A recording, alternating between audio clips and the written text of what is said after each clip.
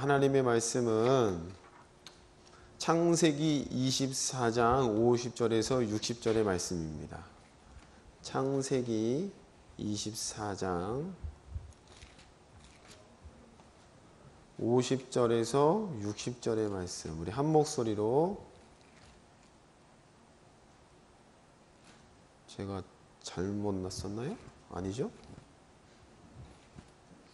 출애굽기를 펼군요. 어쩐지. 창세기 24장 50절로 60절 말씀, 우리 같이 읽을까요? 시작. 라반과 부두엘이 대답하여 이르되 이 일이 여호와께로 말미암았으니 우리는 가보를 말할 수 없노라. 리브가가 당신 앞에 있으니 데리고 가서 여호와의 명령대로 그를 당신의 주인의 아들의 아내가 되게 하라. 아브라함의 종이 그들의 말을 듣고 땅에 엎드려 여호와께 절하고 은금 패물과 의복을 꺼내어 리브가에게 주고 그의 오라버니와 어머니에게도 보물을 주니라. 이에 그들 곧 종과 동행자들이 먹고 마시고 유숙하고 아침에 일어나서 그가 이르되 나를 보내어 내 주인에게로 돌아가게 하소서. 리브가의 오라버니와 그의 어머니가 이르되 이 아이로 하여금 며칠 또는 열흘을 우리와 함께 머물게 하라. 그 후에 그가 갈 것이니라. 그 사람이 그들에게 이르되 나를 만류하지 마소서. 여호와께서 내게 형통한 길을 주셨으니 나를 보내어 내 주인에게로 돌아가게 하소서. 그들이 이르되 우리가 소녀를 불러 그에게 물으리라 하고 리브가를 불러 그에게 이르되 내가 이 사람과 함께 가려느냐. 그가 대답하되 가겠나이다. 그들이 그 누이 리브가와 그의 유모와 아브라함의 종과 그 동행자들을 보내며 리브가에게 축복하여 이르되 우리 누이여 너는 천만인의 어머니가 될지어다. 내 씨로 그 원수의 성문을 얻게 할지어다. 아멘. 우리가 오늘 창세기 24장 50절로 60절의 말씀을 통해 리브가의 믿음이란 제목으로 함께 은혜를 나누고자 합니다. 자, 창세기 24장은 우리가 잘 아는 내용으로 시작하죠. 아브라함의 며느리를 얻는 사건으로 이제 시작합니다. 그 늙은 종에게 부탁을 하죠. 너는 환도뼈에 내 손을 얹고 이 내 고향 땅으로 돌아가서 며느리를 얻어와라 라고 해서 그 종이, 나이 많은 늙은 종이 맹세를 하고 낙타 10필과 종과 은금 패물을 가지고 먼 길을 이동을 합니다. 그 먼 길을 이동해서 우물가에 도착하자마자 그 종이 이제 기도를 하죠. 하나님, 내가 이 우물가에 도착했는데 누구든지 나에게 물을 주고 내가 끌고 온 낙타에게 물을 주는 그 여인은 우리 주인의 며느리인 줄로 알겠습니다 라고 기도하니 하나님께서 실제로 그 여자를 보내주셨어요. 그리고 그 여자가 누구였어요? 오늘 우리가 등장하는 리브가라는 사람이었습니다. 리브가. 그럼 오늘 이 리브가는 굉장히 젊었을 때의 리브가가 되겠죠. 그 리브가가 실제로 이 종에게도 물을 주고 끌고 낙타에게도 물을 주고 이 종이 하나님의 응답인 줄 알고 이 여인에게 팔찌와 귀고리를 주면서 우리의 주인의 며느리입니다 라고 해서 이제 이야기가 시작됩니다. 자, 한 사람의 인생을 이야기할 때에 성경은 지극히 제한적인 정보를 제공하고 있죠. 많은 이야기를 하고 있지는 않습니다. 근데 리브가에 대해서 우리가 성경을 쭉 찾아봤을 때에 리브가가 우리가 좀 깊이 생각해 볼 분위기에 몇 군데가 있습니다. 그 부분을 통해서 리브가의 믿음을 성경을 통해서 엿보고 과연 오늘 우리가 어떠한 믿음을 갖고 살아야 되는지, 어떠한 삶을 살아야 되는지를 우리가 성경적으로 비추어 보고자 합니다. 자, 리브가가 맨 처음 등장하는 곳은 어디냐면은 창세기입니다. 22장. 성경을 안 펴도 여러분 대충 아시죠? 창세기 22장은 누가 등장하냐면은 아브라함과 이삭이 등장합니다. 하나님께서 아브라함에게 이삭을 번제로 드리라는 그 장면이 이제 22장에 등장하죠. 그리고 그 복잡한 내용을 다 뒤로 하고 하나님께서 아브라함에게 이제야 네가 나를 뭐 하는 줄 알았다? 경외하는 줄 알았다라고 하면서 아브라함의 믿음을 인정을 해 주십니다. 그리고 이 사건 다음에 그 다음에 잠깐 아브라함의 형제들이 이제 아이를 낳는 이름이 쭉 기록이 돼요. 한번 찾아보겠습니다. 창세기 22장입니다. 본문을 잘 접어두시고요. 22장 20절 말씀 보죠. 2일 후에 어떤 사람이 아브라함에게 알리어 이르기를 밀가가 당신의 형제 나홀에게 자녀를 낳았다 하였더라. 그럼 당신의 형제라고 했으니까 아브라함의 형제 밀가, 나홀 이라는 사람이 나오죠. 밀가라는 사람을 통해 밀가라는 사람이 나홀이라는 사람을 통해 자녀를 낳았대요. 21절에 이제 아들들의 이름이 기록됩니다. 그의 맏아들은 우스요, 우스의 형제는 부스와 아람의 아버지 그무엘과 게색과 하소와 빌다스와 이들락과 부두엘이라. 이 8사람은 이라고 했으니까 아들이 몇 명이에요? 8명이죠? 맞나요? 그 8명인데 이 8명이 이름이 등장된 다음에 아브라함의 형제 나홀의 아내 밀가의 소생이며 그 다음에 뭐라고 되어 있냐면 같이 읽어봅니다. 시작. 부두엘은 리브가를 낳았다. 자, 그럼 부두엘이라는 사람이 리브가의 아버지예요. 그럼 부두엘이라는 사람이 이 8명의 아들들 중에 성경에 이름 기록된 순으로 태어난 순으로 가정한다면 몇 번째예요? 몇 번째로 기록되어 있어요? 막내예요, 막내. 그러면 하필이면 막내의 딸의 이름을 기록했대요. 맏아들의 아들, 맏아들의 딸도 이름도 기록되어 있지 않고 막내 아들의 누구요? 딸의 이름이 기록되어 있다는 겁니다. 그럼 창세기 22장에 이삭이 번제로 드려진 그 사건 말미에 아브라함의 형제의 자손들의 족보가 조그맣게 나열되는데 그 중에 우리가 주목해야 될, 그 중에서도 주목해야 될 이름이 등장하죠. 부두엘의 리브가가 등장합니다. 그러면 우리가 성경을 아시겠지만 성경이 요즘 말하면 이제 성차별로 이제 고발하겠지만 남성주의로 기록되어 있죠. 여성은 계수에 들어가지가 않았어요. 그리고 또 남성 중에서도 전투에 나갈 만한 사람들, 뭐 25세에서 뭐 45세 사이 이런 기준으로 많이 계수가 됩니다. 그러면 그만큼 성경에 쓰여졌을 때 기록될 때에는 남성을 중심으로 힘있고 전투력 있는 사람들의 쓰여진 내용들이 이제 많다라는 게 성경의 증거들이죠. 근데 그런 증거들에도 불구하고 지금 누구 이름이 등장해요? 리브가라는 사람 이름이 등장하고 있다는 겁니다. 그럼 이 사실은 우리가 22장이 이 사건이 큰 나머지 여기에 대해서 별로 주목을 못해요. 그쵸? 우리가 22장 이삭의 사건, 번제로 드려진 사건, 하나님 놀랍게 역사하셨다. 이 내용은 굉장히 많이 듣고 중요한 사건을 알고 있는데 그 말미에 아브라함의 형제의 이 자손들의 이름이 기록되면서 리브가라 이름이 살짝 등장하는 건 우리가 놓치고 넘어간다는 겁니다. 그럼 여기서 이미 리브가라는 사람이 이삭이 큰 믿음의 어떤 고비를 넘어갈 때에 등장된 것을 미루어 보아 요 리브가라는 여자의 이름이 심상치 않다는 겁니다. 이해가 되세요?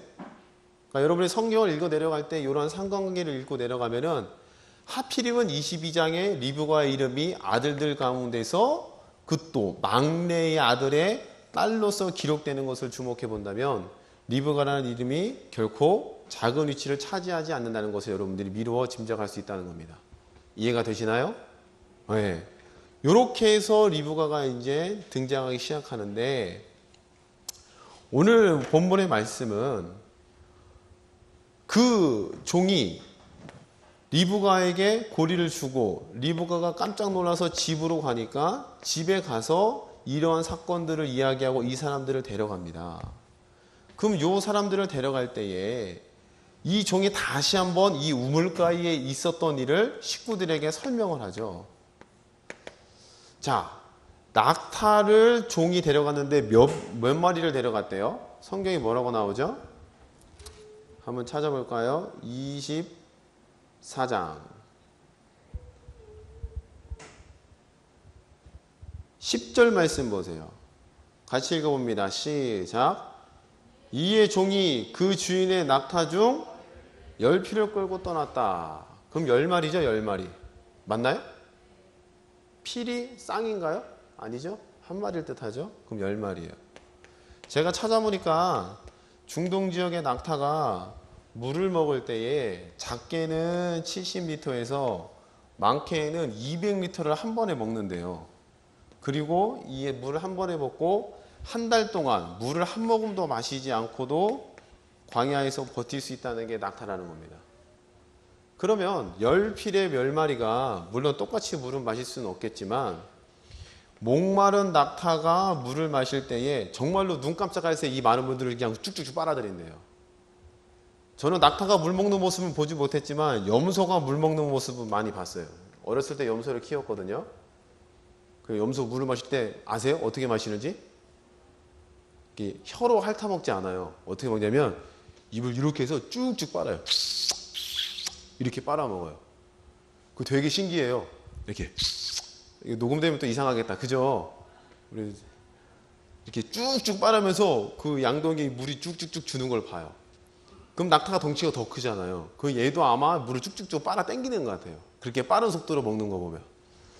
그러면 적게는 70리터에서 물론 몸집의 차이 그리고 목마른 정도의 차이에서 먹는 양이 달라지겠지만 그냥 우리가 단순하게 10마리의 낙타가 물을 마신다고 했을 때에 근데 또 전제 조건은 뭐예요? 먼 거리를 이동해 왔죠. 지금 짧은 거리를 이동한 게 아니에요. 먼 거리를 이동한 상태에서 낙타 10마리가 물을 마신다고 했을 때에 10마리가 70리터를 먹는다 치면은 몇 리터가 돼요? 700리터가 될 것이고 배꼴이 큰 낙타들이라고 쳤을 때 200리터라고 했을 때 그 몇 리터가 돼요? 2000리터가 되는 거예요.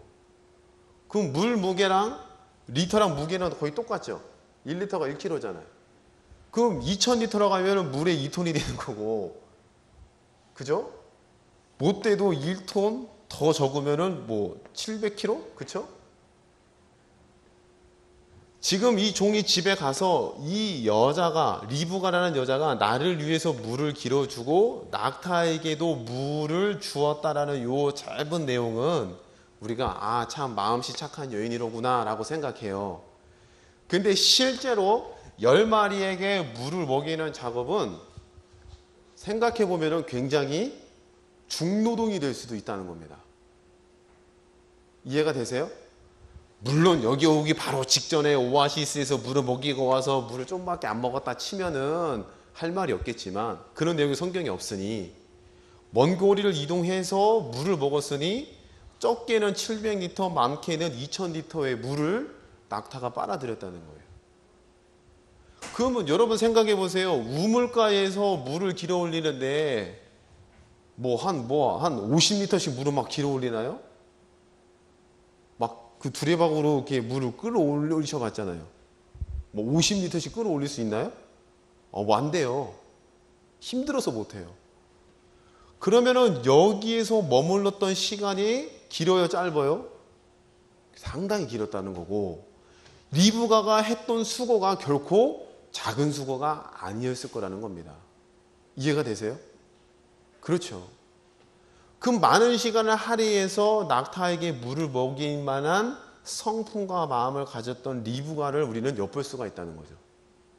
자, 근데 오늘 우리가 현대를 살아가는데 오늘 현대에도 막 의인들이 많아요. 뭐 지하철에 떨어진 사람들을 구해주는 사람도 있고 막 그래요. 근데 그에 못지않게 좋은 일을 했지만 그 좋은 일로 인하여서 내게 화가 되어 돌아오는 일들도 심심치 않게 찾을 수가 있습니다. 예를 들면 최근에 있었던 일인데 어떤 남자와 여자가 호텔에서 실갱이를 벌였을 때에 20대 여장가가 이것을 도와줬어요. 그래서 CCTV는 음성이 안 들어가잖아요.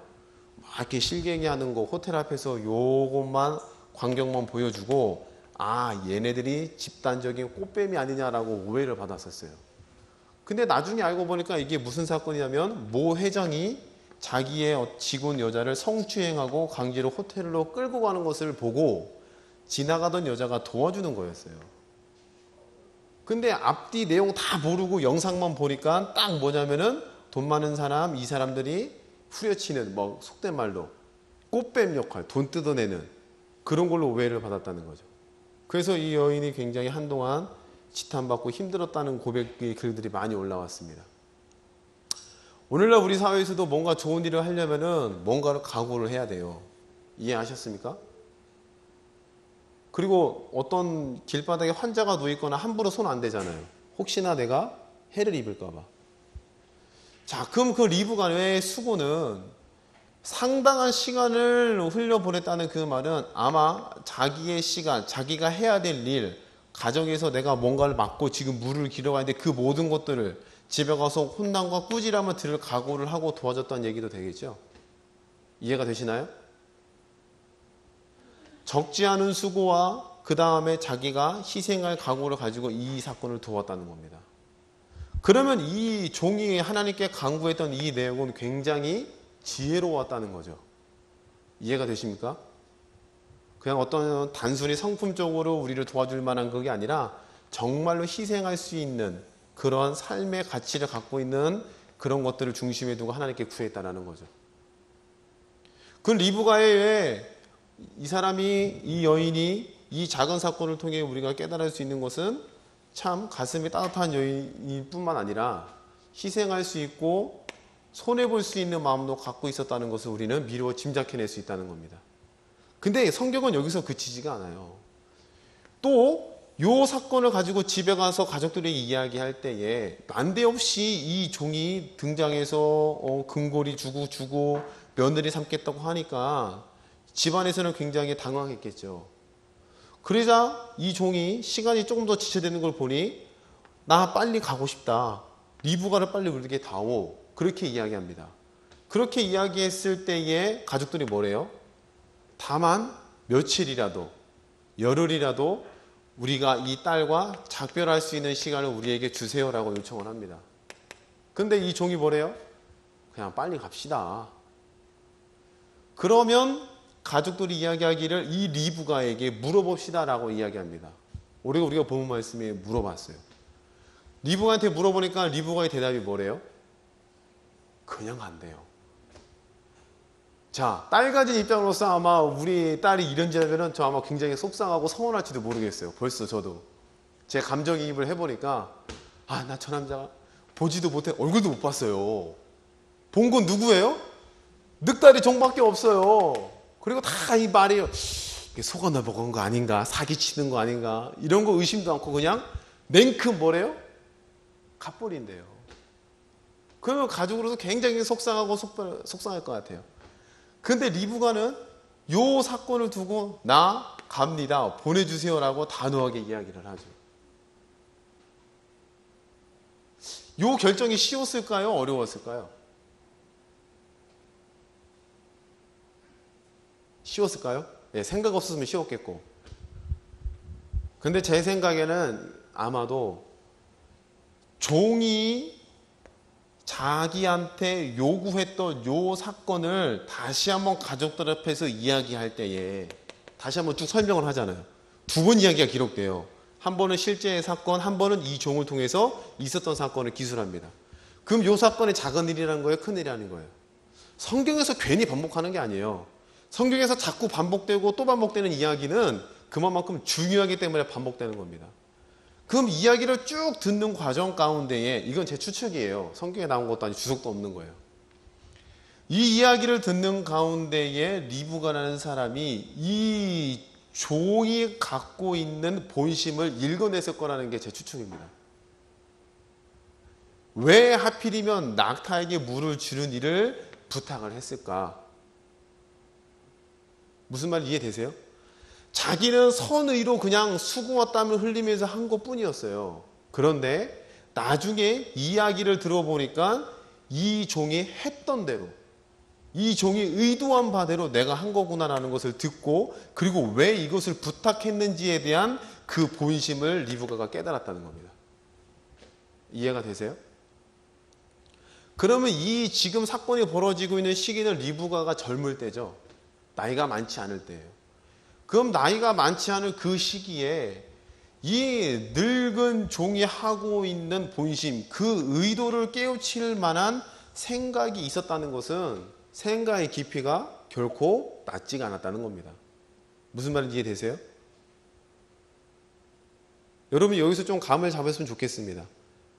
이런 것들이 바탕이 되니까 나 갑니다란 말이 쉽게 나올 수가 있었다고 봐요. 그냥 생각 없이 나 갈래요. 그냥 시집 가고 싶어요. 나 여기 지겨워요. 멀리 한번 가고 싶어요. 이런 게 아니라 이 종이 이 정도의 수준을 가지고 이런 일을 벌이고 이런 의도를 가지고 하나님을 향해서 기도하고 응답받는 이 사람이라면 미루어 보건대 그 주인이 어떠한 믿음의 소유자인지를 충분히 짐작하고, 무슨 말인지 이해되시죠? 이런 말도 있잖아요. 세상에서도 그 사람을 알려면 누굴 보라고요? 그렇죠. 친구나 가족 주변 사람들 보면 그 사람을 알 수 있다는 겁니다. 종이 이 정도의 믿음을 가지고 행할 수 있는 사람들이라면은 주인과 그의 아들은 미루어 짐작하건대 믿음이 있다 없다? 자, 리브가 이름이 어디 처음 등장했어요? 22장에 등장했어요. 22장에는 뭐가 있었죠? 어떤 사건이에요? 22장에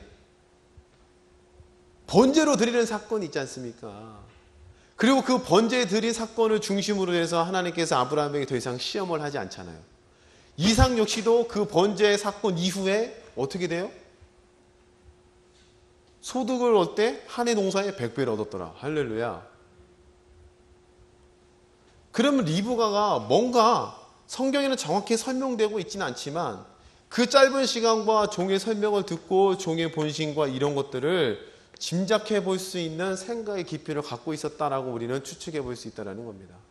할렐루야. 저는 이것을 믿음으로 해석하고 싶어요.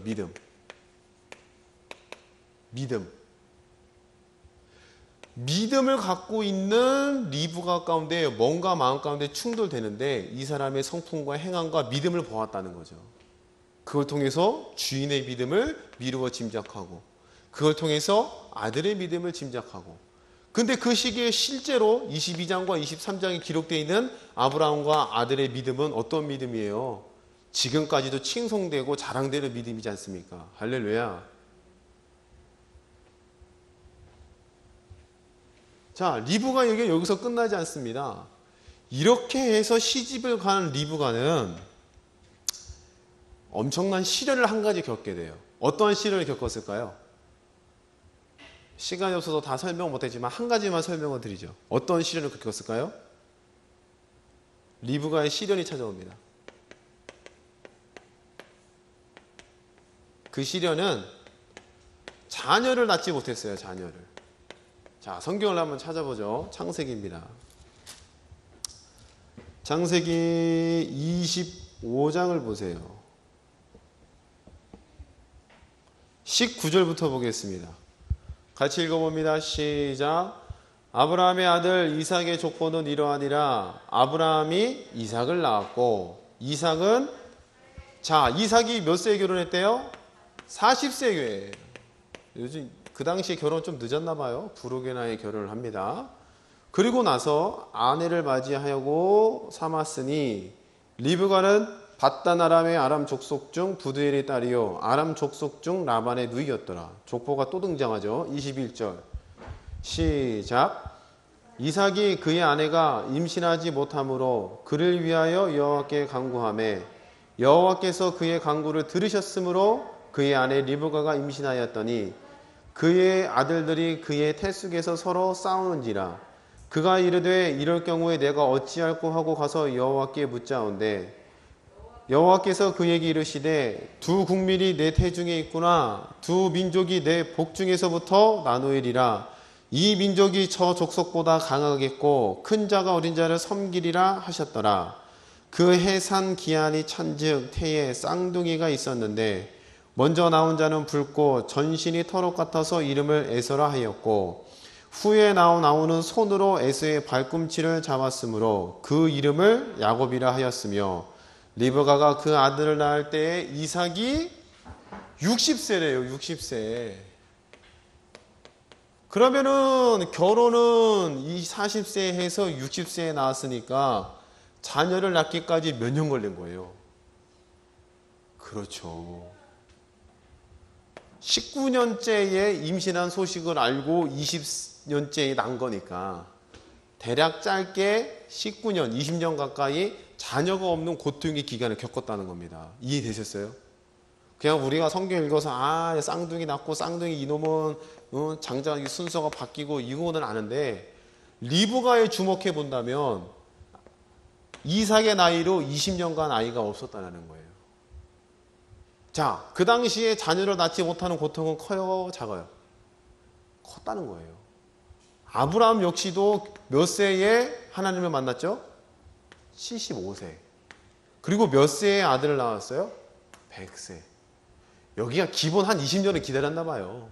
이 집안 내력이. 그리고 그 25년 동안 크고 작은 일들이 많이 있었잖아요. 첩을 들이고 그 첩이 아이를 낳고 그 아이 때문에 본처가 고통을 당하고 쫓겨나고, 그쵸? 근데 그 사건을 겪었던 요 경험들이 누구에게 똑같이 되풀이되고 있어요? 이삭의 삶 가운데 펼쳐집니다. 그러면 그 가운데 있는 리브가는 자녀를 낳지 못한다는, 아마 그럼 20년 동안 리브가는 믿음의 시련, 어려움을 겪었던 시간이라는 겁니다. 이해가 되세요? 요 기간을 리브가가 감사하게도 자기의 시어머니, 비록 만나지를 못했어요. 이미 돌아가신 상태에서 만났죠.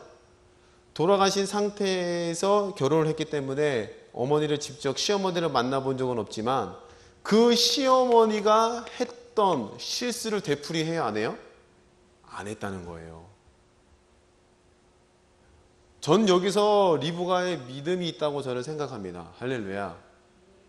누구든지 나를 못하면은 좋은 마음이건 나쁜 마음이든 간에 다른 여자를 통해서, 첩을 통해서 자녀를 낳으세요라고 이야기할 수 있습니다. 그런데 거기서 리브가는 그렇지가 않았다는 거예요. 그리고 성경은 말씀하기를 누가요? 이삭이 하나님께 뭐 했대요? 간구하며. 그런 리브가가 아들을 얻고 자녀를 얻고자 하는 통로는 누구였다는 거예요? 하나님께서 주시면 됩니다라는 믿음이 있었다는 뜻이 되겠죠. 남편에게 압박을 넣고 남편을 통해서 기도하게 만들고, 그럼 여기서 아내로서의 좀 아름다운 모습이 있죠. 자기가 하나님께 기도하고 뭐 했다, 그게 아니라 누구 향해서 기도했다는 거예요? 이삭을 통해서. 뭔 말인지 이해되셨어요? 그리고 응답받기로는 누구한테 온 거예요? 그 여자에게 왔다는 겁니다. 그리고 두 속에서 아이가 항상 나 못 살겠다 할 때에 그때서야 비로소 이제 누구한테 나아가요? 직접적으로 리브가가 하나님께 나아간다는 거예요. 그리고 하나님께서 리브가에게 말씀하시기를 두 민족이 내 속에 있다. 작은 자, 큰 자가 작은 자를 섬긴다라는 그 내용을 말씀을 들었다는 겁니다. 그 리브가의 믿음이 결코 작은 믿음이 아니었다는 겁니다. 그리고 지혜도 있었다는 거고 섬길 수 있는 마음도 있었다는 거고, 또한 어려움의 이 시련 시기에 엉뚱한 길로 가지 않는 단호한 믿음도 그에게 있었다는 거죠. 이해가 되시나요? 여러분들도 주의 말씀이 응답되기를 지금도 믿음으로 기다리시는 줄로 믿습니다. 아멘. 예수께서 이루신 복음 때문에 그 복음에 나를 던져서 증명하기도 하고 계속 기도하고 그 말씀을 쫓아나가는 신앙의 삶의 자리를 지금도 계속 견지하고 계신 줄로 믿어요. 할렐루야. 때로는 그 시간이 어렵죠. 눈물 납니다. 외롭기도 합니다. 왜 하필이면 이런 힘든 길을 걷게 됐을까라는 후회도 해볼 수도 있겠죠. 그런데 우리가 리브가를 통해서 위로받고 우리의 마음을 다잡아야 할 중에 한 가지는 리브가 역시도 이러한 시간을 믿음으로 잘 견뎌냈다는 거죠. 그 기간은 힘들었고 그 기간은 어려웠을지 모르겠지만 결국 하나님께서 리브가에게 쌍둥이라는 태를 주시고, 그뿐만 아니죠. 그 쌍둥이의 태에게 주신 하나님의 말씀과 음성도 직접 들을 수 있는 은혜도 덧입혔다는 겁니다. 할렐루야.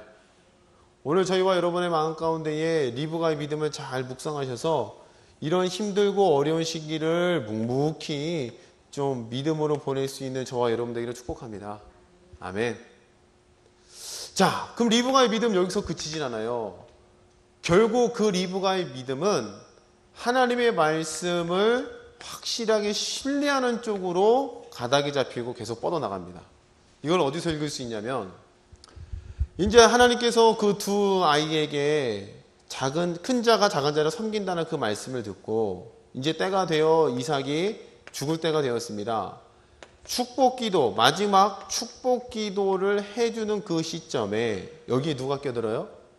리브가가 껴듭니다. 여러분 아시죠? 그리고 그 장자인 에서에게 야 별미를 가져오너라, 내가 이것을 먹고 너에게 축복해 주겠다는 이 말을 듣고 리브가가 누구에게요? 야곱에게 네가 그 축복을 대신 받아야 한다라고 이야기해 줍니다. 근데 그때 야곱이 뭐라 그래요? 나 아빠한테 뭐 받을까 두렵다고요? 저주 받을까 두렵다는 겁니다. 그러면 아빠가 저주하면은 그대로 된다는 믿음이 있었다는 거예요. 아들이 그러한 믿음이 있었다는 것은 엄마인 리브가도 그대로 있었겠죠. 왜냐? 우리가 지난주에 잠깐 살펴봤습니다. 이삭이란 사람이 리브가랑 결혼해서 아버지 돌아가신 후에 블레셋 사람들과 우물 때문에 다툼이 벌어져요. 그런데 한 가지 더, 그 전에 아비멜렉 왕 앞에선가 그때 리브가라는 사람을 누구로 속였어요? 누이라고 속였어요. 그때 이 속인 이유가 뭐래요? 리브가가 아리따워서라고 기록되어 있어요. 아리따워서. 그럼 여기서 질투가 나기 시작하죠. 얼굴도 예뻐, 믿음도 있어, 지혜도 있어, 그쵸? 통찰력도 있어, 다른 사람을 섬길 수 있는, 마치 잠언서에 나오는 현숙한 여인과 같은 모습을 띠고 있어요 지금. 아무튼 이 우물 전쟁, 다툼이 벌어졌을 때에 그때 누구도 같이 했다는 거예요? 리브가도 같이 했다는 겁니다. 그때의 우물을 팠을 때에 계속 이삭은 뭘 팠어요? 우물을 곧 팠다는 거예요. 그때의 리브가가 이삭의 믿음을 엿봤고 또한 함께 살면서 그 역시도 하나님께서 일하시면은 불가능한 곳에서도 물이 터지는구나 것을 경험했다는 겁니다. 할렐루야. 그리고 더 나아가 남편이지만 하나님의 말씀을 받은 자로서 그가 말한 그대로 한 것들 이루어진다는 믿음이 있었을 거예요. 그런데 이러함조차도 뛰어넘을 수 있는 리브가의 믿음이 있었죠. 어떤 믿음이에요? 뱃속에 있을 때, 싸울 때에 하나님이 말씀하시기를 큰 자가 작은 자를 섬긴다고 말씀하셨으니 이 축복은 엄마의 욕심이 아니라 누구의 뜻이라는 거예요? 그렇죠. 하나님의 뜻이라는 겁니다. 이해가 되십니까? 그러면 설령 이삭이라는 사람이 자기에게 저주를 쏟아붓는다 한들 실제로 그대로 되겠지만 그보다도 누가 더 크다는 거예요? 그렇죠. 하나님의 말씀이 더 크다는 겁니다. 내게 그러면 지금 축복 기도를 받는 그 시기가 짧게는 15년, 길게는 30년 안쪽이 되겠죠. 왜? 애들이 커야 되니까. 그럼 하나님의 음성을 듣고 경험했던 그 시기는 더 이전이잖아요. 애들이 언제 있을 때요? 뱃속에 있을 때니. 그럼 하나님의 말씀을 듣고 음성을 듣고 나서도 몇 년이 흘렀어요. 그래요. 우리 지금 몇 절 넘어가는데 15년, 20년 훅훅 넘어간다는 겁니다. 그러면 하나님의 말씀이 강력했을지라도 이 정도의 시간이 흐르면은 약해지겠죠. 근데 리브가는 잊어버렸어요? 안 잊어버렸어요? 잊혀지지가 않았다는 겁니다. 출애굽기에 이스라엘 민족들이 10가지 재앙을 겪습니다. 하나님께서 심판하시고 애굽 숙성을 벌하시는 것들, 애굽의 신들을 변하는 것들을 이스라엘 민족들이 똑똑히 목도하고 홍해를 가른 사건도 똑똑히 목도합니다. 그런데 광야에 들어간 지 얼마 만에요? 그리 오랜 기간에 걸리지 않아요. 물이 없는 4일, 3일 정도 걸어갈 때에 뭐가 터져나오기 시작해요? 그럼 리브가가 15년 전에 하나님의 그 말씀을 듣고 위로함 받았다. 15년 후에 그 믿음이 그대로 간다는 것은 저절로 되는 거예요? 그가 믿음을 계속 갖고 있었다는 거예요. 이해되십니까? 저절로 되는 게 아니라는 거예요. 끊임없이 하나님의 말씀을 묵상하고 그 가운데 자기를 던져 넣었다는 겁니다. 그리고 그 저주의 상황이 벌어진 그때에 아니야, 이 말씀이 맞아 라고 하면서 자기의 야곱을 장자의 축복을 받을 수 있도록 밀어 넣었다는 거죠. 이게 리브가의 믿음인 줄로 믿습니다. 오늘 저와 여러분의 마음 가운데에 이런 리브가의 믿음, 그런 강인함이 좀 담기를 축복합니다. 리브가의 지혜가 있기를 축복합니다.